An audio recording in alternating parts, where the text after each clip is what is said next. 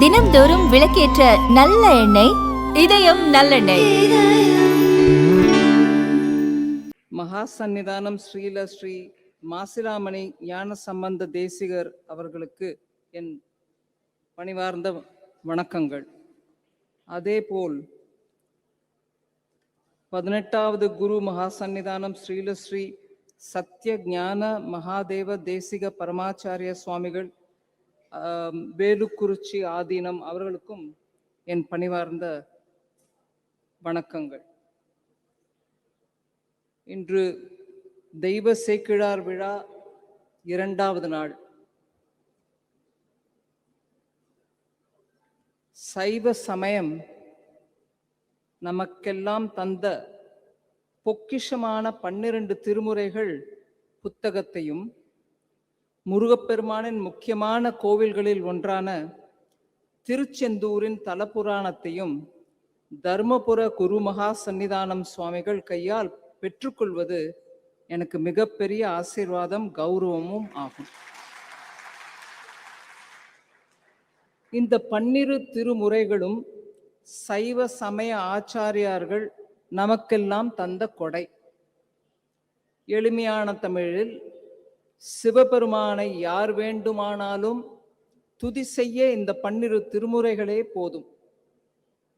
சைவ சமயத்தின் முக்கியமான 4 குருமார்களான சம்பந்தர், அப்பர், சுந்தரர், மாணிக்கவாசகர் ஆகியவர்கள் பாடிய பதிகங்களையும் தவிர மற்ற குருமார்களான காரைக்கால் அம்மையார், நம்பியாண்டார் நம்பி, சேந்தனார், கண்டராதித்தனார் என்று பலர் பாடிய பதிகங்களும் இன்று இருப்பது உங்களுக்கு எல்லாம், இந்த புத்தகத்தில் இருப்பது உங்களுக்கு எல்லாருக்கும் தெரியும்.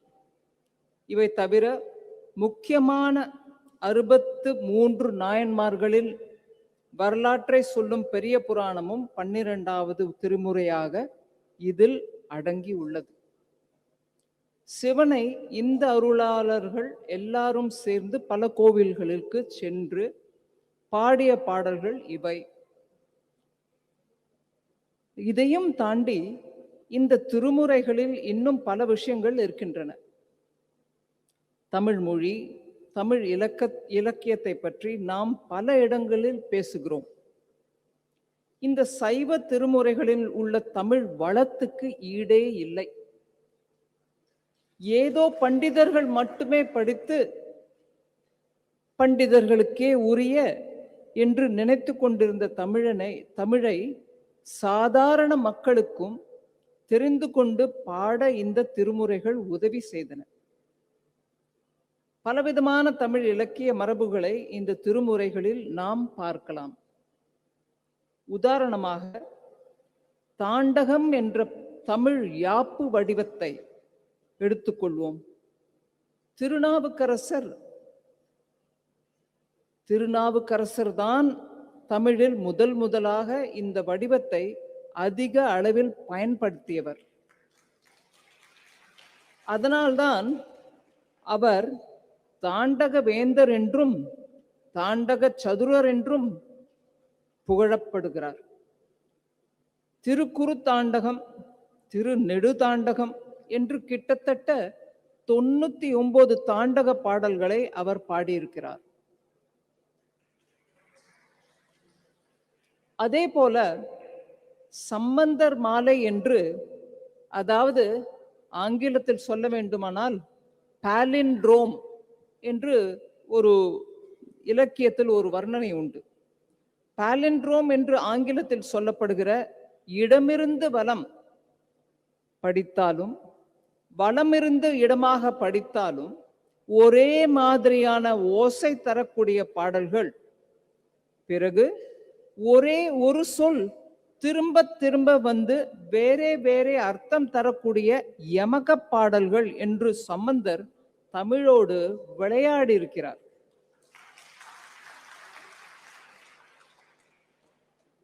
தமிழ் ஞான சம்பந்தர் என்று போற்றப்படுகிறார் என்றால் அது மிக இல்லை. இதுபோல திருமுறைகளில் உள்ள பல தமிழ் செய்யுள் வகைகளை சொல்லிக்கொண்டே போகலாம். காரைக்கால் அம்மையார் பாடிய அந்தாதி பாடல்கள் அந்த காலத்தில் முன்மாதிரியாக இருந்தன. நம்முடைய இசை மரபுக்கு இந்த திருமுறைகள் எப்பேற்பட்ட பங்களிப்பை தந்திருக்கின்றன என்பது வியப்புக்குரிய ஒரு விஷயம். நாம் எல்லாரும் கொண்டாடக்கூடிய விஷயம். இன்னைக்கும் கர்நாடக சங்கீத மேடைகளில் பாடப்படும் பல ராகங்களும் திருமுறை இசைக்கப்பட்ட பண்களிலிருந்து வந்தவை.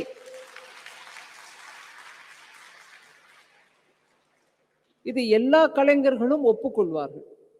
முக்கியமாக நாம் கவனிக்க வேண்டியது என்னவென்றால், இந்த பாடல்களை தொகுக்கும் போதே அவற்றை எந்த பண்களில் பாட வேண்டும் என்று 1000 வருஷங்களுக்கு முன்பே எழுதி வைத்துள்ளனர்.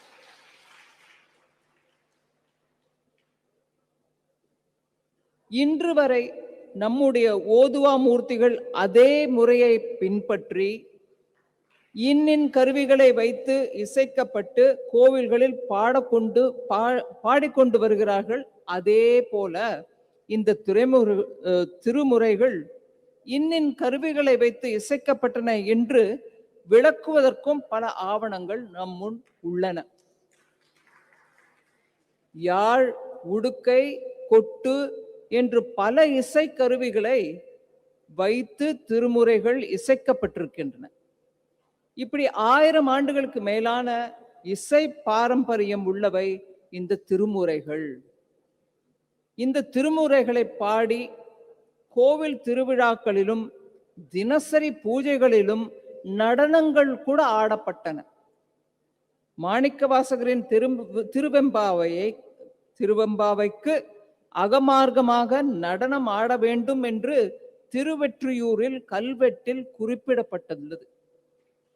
எந்தெந்த பாடலுக்கு எந்தெந்த விதமான நடனம் ஆட வேண்டும் என்பது ஆவணப்படுத்தப்பட்டிருக்கிறது.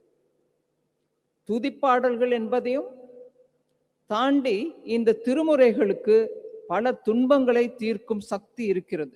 இப்பவே எனக்கு முன்னால பேசிய பேரறிஞர் சொன்னார் அந்த விஷயத்தை.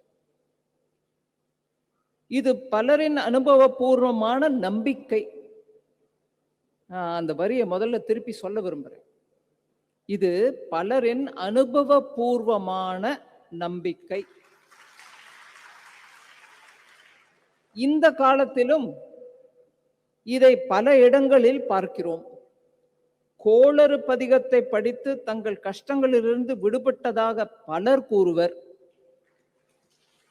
அதே போல திருநாவுக்கரசரோட கூற்றாயினவாறு பாடலை படித்து பல பேர் வயிற்று வலி குணமாயிருக்கிறார்கள்.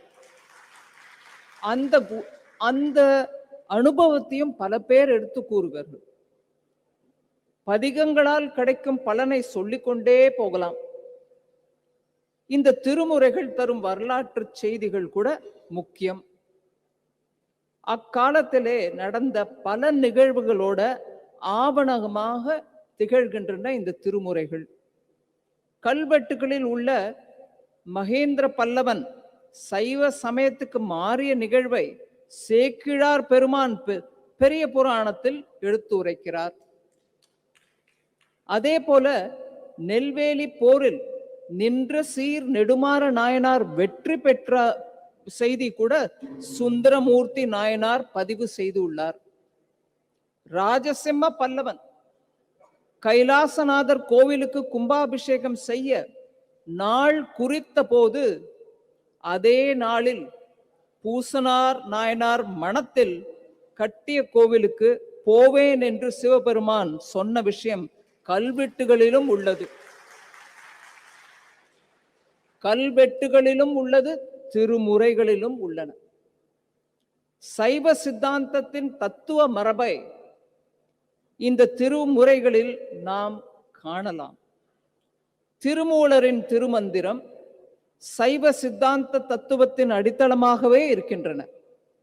அந்த பாடல்களை வைத்தே சைவ சித்தாந்த தத்துவத்தை ஒரு மாணவருக்கு எளிதாக விளக்கிவிட முடியும். அந்த காலத்திலே இருந்த நடைமுறைகளை பற்றியும் இந்த திருமுறைகளிலிருந்து நாம் தெரிந்து கொள்ளலாம்.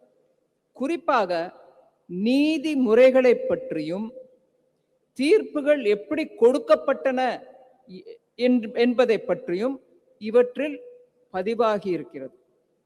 சுந்தரமூர்த்தி நாயனார் சடங்கவி சிவாச்சாரியன் மகளை திருமணம் செய்ய போகும்போது அதை வயதானவர் வேடத்தில் வந்த சிவபெருமான் தடுத்து நிறுத்துகிறார். சுந்தரரை தனக்கு அடிமைன்னு சொல்லுகிறார். சுந்தரரையே தனக்கு அடிமைன்னு அந்த வயதானவர் சொல்கிறார். சிவபெருமான் என்பது பின்னர் தெரிய வருகிறது. அதற்கான ஆதாரத்தை நீதிபதிகள் கேட்க போன போது, ஆட்சியில் ஆவணத்தில் அன்றி மற்று அயலார் தங்கள் காட்சியில் காட்டுவாய் என்ற ஒரு வரியை சொல்லுகிறார். நான் திருப்பி படிக்கிறேன் அந்த லைனை. ஆட்சியில் ஆவணத்தில் அன்றி மற்ற அயலார் தங்கள் காட்சியில் காட்டுவாய் என்று எடுத்து உரைக்கிறார். அதாவது ஒரு வழக்குக்கு ஆதாரமாக உலக வழக்கம் இருக்க வேண்டும். ஒரு வழக்குக்கு ஆதாரமாக உலக வழக்கம் இருக்க வேண்டும். இல்லை என்றால் ஆவணமேன இருக்க வேண்டும். அதுவும் இல்லை என்றால் ஒருவர் தன் கண்களால் பார்த்த சாட்சி இருக்க வேண்டும். அதை வைத்துதான் தீர்ப்புகள் வழங்கப்பட்டன. இது போன்ற பல உதாரணங்கள் திருமுறையில் இருக்கின்றன. அப்படிப்பட்ட திருமுறைகளுக்கு நம் அரசர்கள் பலவிதங்களிலும் ஆதரவு கொடுத்துள்ளனர்.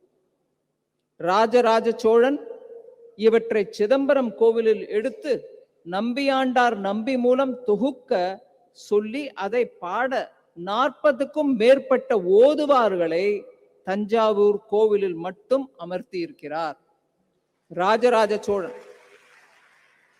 இது மாதிரி பல அரசர்களும் இந்த திருமுறைகளை கோவிலில் பாட வழி செய்திருக்கின்றனர். குலோத்துங்க சோழன் அவருடைய காலத்தில் இந்த திருமுறைகள் முழுவதையும் செப்பு பட்டயங்களில் பதிவு செய்துள்ளனர். இப்பவே நம்ம அவங்க பேசும்போது கேட்டோம். ஓலைச்சுவடைகள், பின்னர் செப்பேடுகள், மகா சன்னிதானம் சொன்னாரு ஆப்.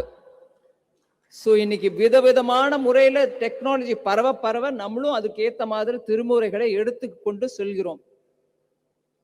ஓலைச்சுவடியில இருக்குங்க படிங்கன்னு சொன்னா இன்னைக்கு நம்ம இளைஞர்களுக்கு ஓலைச்சுவடியை படிக்க தெரியாது. சரி, செப்பேடுகள்ல இருக்குன்னா அது எங்க இருக்கு? நம்மளுக்கு அதிர்ஷ்டவசமாக சீர்காழியில நம்ம அதை கண்டறித்து எடுத்து இன்னைக்கு நல்ல விதமா வெளியில வச்சிருக்கிறோம். அது தெய்வ நிகழ்ச்சியை தவிர நம்ம முயற்சி இல்லை.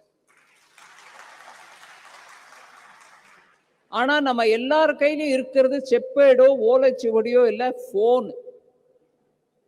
இன்னைக்கு இளைஞர்கள் கூட உங்களுக்கு ஏதாவது ஒரு செய்தி வேணும்னா இருங்கம்மா பார்த்து சொல்றேன் அப்படின்னு போன்ல தான் பார்த்து நமக்கு சொல்றாங்க. அப்பேற்பட்ட அந்த டெக்னாலஜியை இன்னைக்கு அவங்க பெரிய விதத்துல ஆட்சி செய்யக்கூடிய இளைஞர்கள் அந்த டெக்னாலஜியை தன்னுடைய உதவிக்கு உபயோகமா இருக்குன்றத புரிஞ்சுக்கிட்ட இளைஞர்களுக்கு அந்த ஆப் மூலமாக எடுத்து செல்லக்கூடிய அந்த ஐடியா மகா சன்னிதானம் அவர்கள் சொல்ல கேட்க எனக்கு ரொம்ப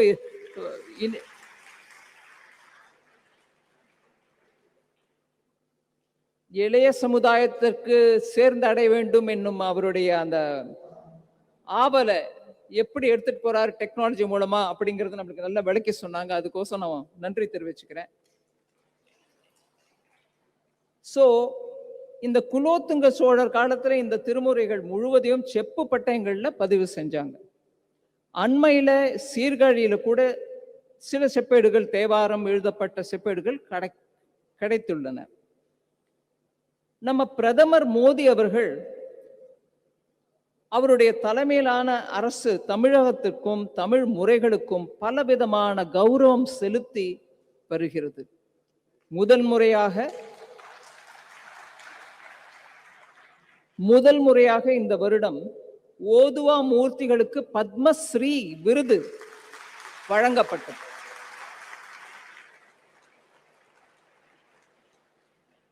சென்ற வருடம் நடந்த ஆடி திருவாதிரை நாளில் பல ஓதுவார்கள் கௌரவிக்கப்பட்டனர்.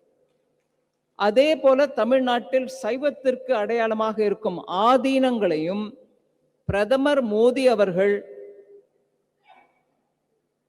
தொடர்ந்து கௌரவித்துக் கொண்டு வருகிறார்.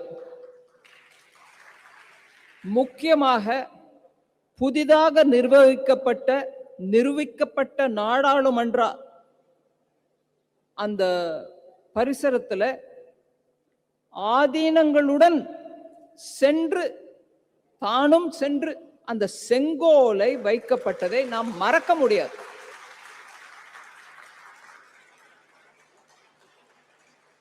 நான் இங்க அரசியல் பேசல. பாரத நாடு சுதந்திரம் அடைந்த போது கொடுக்கப்பட்ட அந்த செங்கோல் எங்கேயோ மறைந்து கிடந்த அந்த நிலையில புதிதாக நிர்வகிக்கப்பட்ட பாராளுமன்றத்திலே அந்த செங்கோலை எங்க இருந்தோ எடுத்துட்டு வந்து தான் போய் நிறுவல.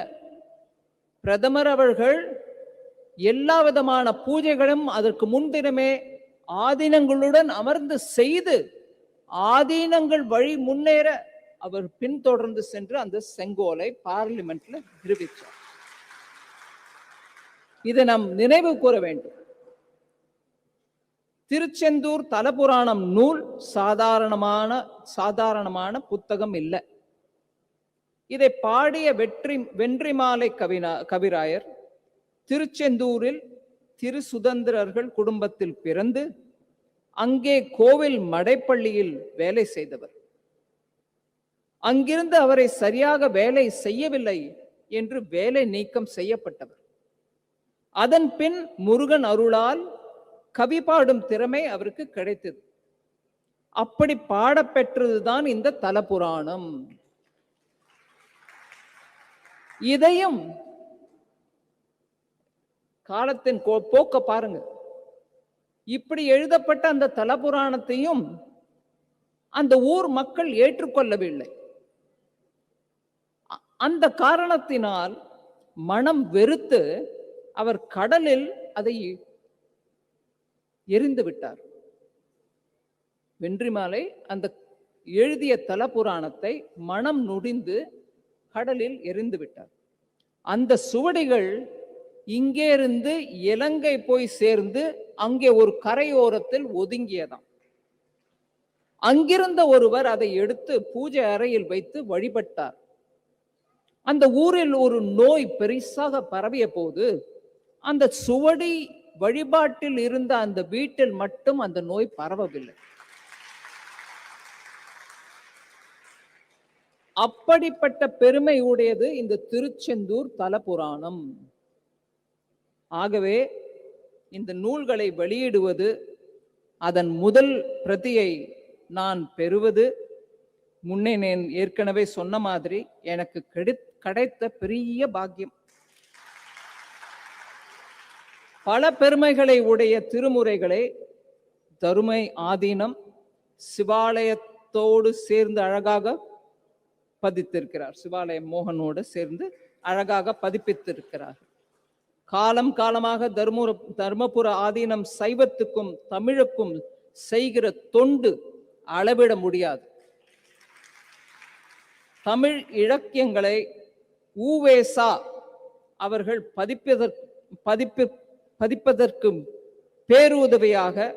பதிப்பிப்பதற்கு பேருதவியாக இருந்த தருமை ஆதீனம் என்று ஊவே சுவாமிநாதர் அவர்களே தருமை ஆதீனத்துக்கு நன்றி தெரிவித்திருக்கிறார். பல ஓலைச்சுவடைகள் கிடைக்காதவை, அவை கூட ஊவே சுவாமிநாதர் தேடி சென்று தருமை ஆதீனத்தில் அதை கண்டு எடுத்து உபயோகித்தார். கிடைக்காத பல ஓலைச்சுவடிகளை கூட தர்மபுர ஆதீனம் பாதுகாப்பாக பிரிசர்வ் பண்ணி வச்சிருக்காங்க. இன்னைக்கும் வச்சிருக்காங்க. அந்த பாரம்பரியத்தை பின்பற்றி இன்றைக்கும் தமிழ்நாட்டுக்கு, தமிழுக்கும், சைவத்துக்கும் தொடர்ந்து தங்களோட பங்களிப்பை ஆதீனம் வழங்கி கொண்டு வருகிறது. அவர்களின் தொண்டுக்கு என்னுடைய வணக்கங்களை, பணிவான வணக்கங்களை தெரிவித்துக் கொள்கிறேன். இந்த ஒரு நிகழ்ச்சியில் கலந்து கொள்வதற்கு பிள்ளைகளுடன் பெரியோர்களும் தாய்மார்களும் குடும்பத்துடன் வந்திருக்கக்கூடிய உங்கள் அனைவருக்கும் என் வணக்கங்கள்.